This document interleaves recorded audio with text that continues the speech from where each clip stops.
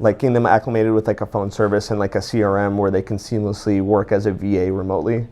Um, I I would be a little bit concerned about doing a VA that wasn't a part of like a dedicated, almost like a team, because legal leads are the urgency is there. And if you have a VA, like we've done VAs where it's kind of a little bit more casual. The thing about VAs is if it's not like an actual company that's dedicated to like intake processes and being used to being available really when they have to be at all times, the last thing you want is like a VA that's kind of working on 3 or 4 people, kind of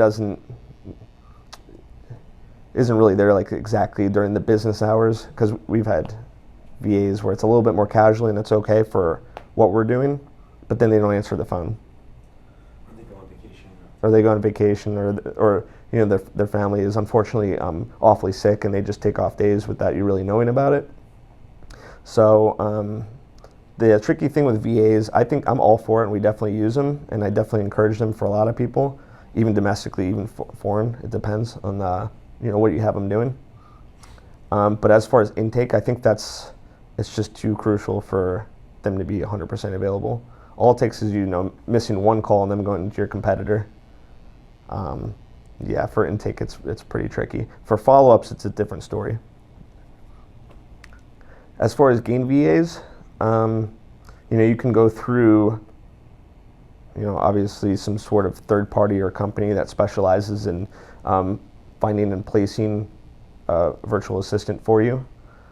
We tried it. We found it to be cumbersome, and all it took was just one time for that VA to really not sync up post-interview, and we did not proceed with that company.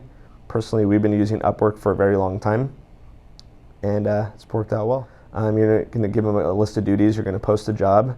If you have to keep it in the United States, that's fine. If it's in this, I would recommend that for law firms, frankly. There's some situations, follow-ups, and some data entry administrative things can be done overseas, and that's totally fine. And you'll create a job description, you'll post it.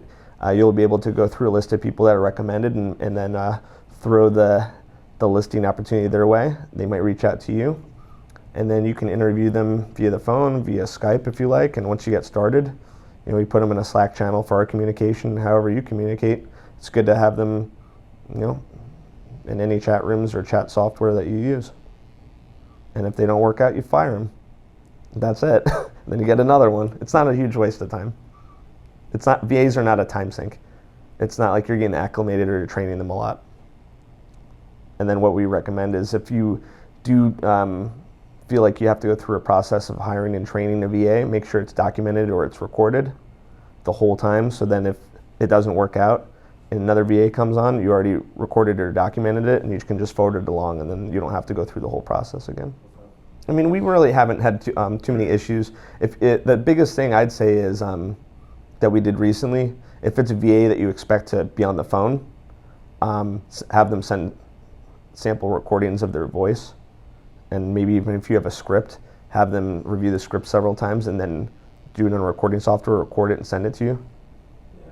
Because you want them to sound really good on the phone. If they're going to be, especially if they're doing intake, and then you'll probably do some sort of scenarios. So.